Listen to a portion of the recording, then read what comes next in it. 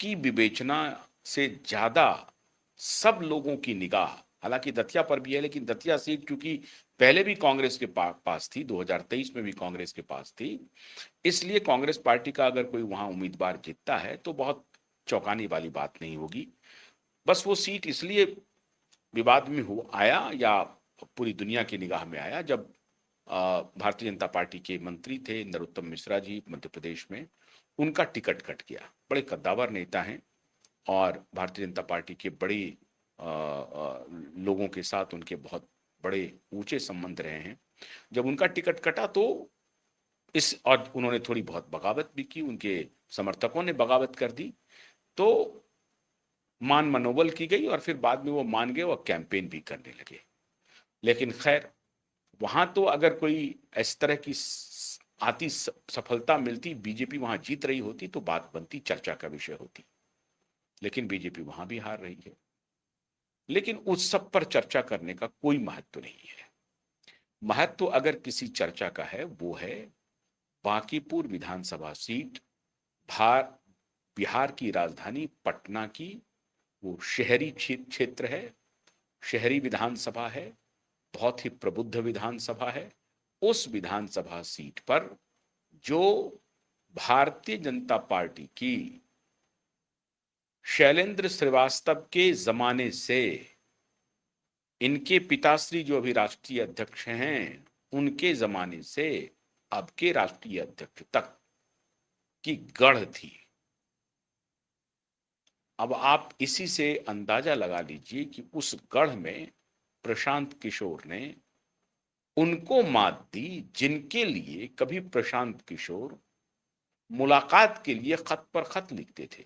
और ये मात वहां के राष्ट्रीय अध्यक्ष की नहीं है, भारतीय जनता पार्टी के स्थानीय नेताओं की नहीं है। स्थानीय नेता जो हैं वो नॉन कैरिस्मेटिक हैं, कांतिहीन हैं, किसी में कोई दम नहीं जो अपने बल पर पंचायत चुनाव जीत सके। और मैं पूरी जिम्मेदारी के साथ ये कह रहा हूं, भारतीय जनता पार्टी के वहां जो भी नेता हैं अपने दम पर पंचायत चुनाव जीतने की उनकी क्षमता नहीं है। लेकिन बड़े बड़े नेता बने हुए हैं, कॉम्बिनेशन काम कर गया, जो भी है। लेकिन ये मैं इसलिए कह रहा हूं कि ये हार किसकी है? क्या ये राष्ट्रीय अध्यक्ष नितिन नवीन की है? जो कैंडिडेट नीरज सिन्हा वहां लड़ रहे थे उनकी है? भारतीय जनता पार्टी की हार है? या उनकी हार है जिनको कि उन्होंने टिकट नहीं दिया, वो जीत सकते थे, वो भी बेचारे खेत रहे, अच्छे अच्छे नेता थे। चर्चा हो रही थी वहां पर कि अजय आलोक को दिया जा सकता था या ऋतुराज सिन्हा को दिया जा सकता था, और भी कैंडिडेट हो सकते थे जिनको उस क्षेत्र में लड़ाया जा सकता था। नहीं लड़ाया गया, कैंडिडेट बदला गया। पहला कैंडिडेट दिया भारतीय जनता पार्टी ने, कुछ ही दिन के बाद लगा कि नहीं ये तो ब्लंडर हो गया तो उनको हटाया। फिर एक मामूली से एक कार्यकर्ता को दिया। अच्छी बात है, मामूली कार्यकर्ता को देना चाहिए, पार्टी की अगर ये परिपाटी बने तो बहुत अच्छी बात है। लेकिन मामूली कार्यकर्ता किसे दें, कैसे दें, खैर कोई बात नहीं है, मैं उस पर भी टिप्पणी नहीं करूंगा। लेकिन तीन चार बिंदु इस चुनाव के बेहद महत्वपूर्ण हैं, उसे याद रखना चाहिए आपको, हमको, और श्रीमान मोदी जी को भी और श्रीमान अमित शाह जी को भी। मोटे तौर पर यह संपूर्ण हार नरेंद्र मोदी जी की है और अमित शाह जी की है। बिना लाग लपेट के स्ट्रेट टॉक इसको कहते हैं, स्ट्रेट। ये हार नरेंद्र मोदी जी की है और अमित शाह की है। हालांकि प्रशांत किशोर बहुत ही परिमार्जित तरीके से कह रहे हैं। प्रशांत किशोर ने यह नहीं कहा कि ये मोदी की हार है, ये शाह की हार है। अभी बहुत सारे बिंदुओं पर मैं आता हूं कि इसकी विवेचना में किन किन किन किन तर्कों को सामने लाया जा रहा है। प्रशांत किशोर जी ने जो अपनी प्रतिक्रिया व्यक्त की, उन्होंने कहा कि ये मोदी जी को और अमित शाह जी को संदेश है कि आपने जो यहां नेतृत्व दिया है वो आपराधिक प्रवृत्ति के हैं, उनके ऊपर बहुत सारे आरोप हैं और ऐसे व्यक्ति को आपने प्रदेश की कमान सौंपी है, ये उसके खिलाफ है। और वो कह रहे हैं कि मैं खुद एमएलए एमपी बनने की होड़ में नहीं था, एमएलए बन करके एमपी बन करके मुझे पट्टादारी नहीं करनी है, ठेके नहीं उठाने हैं। बिल्कुल ठीक बात है।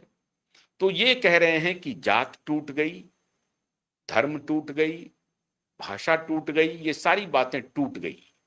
उसका कोई महत्व नहीं रहा इस चुनाव में, और वो इसलिए क्योंकि यहां की जनता संदेश दे रही है मोदी जी और शाह को कि आपने जो यहां मुखिया चुना है वो चुना ठीक नहीं है, वो चुनाव ठीक नहीं है, उसको बदल दीजिए। मतलब इस जीत का सेहरा बांकीपुर की जनता को और हार का सेहरा प्रदेश के मुख्यमंत्री श्रीमान जी को दिया जा रहा है।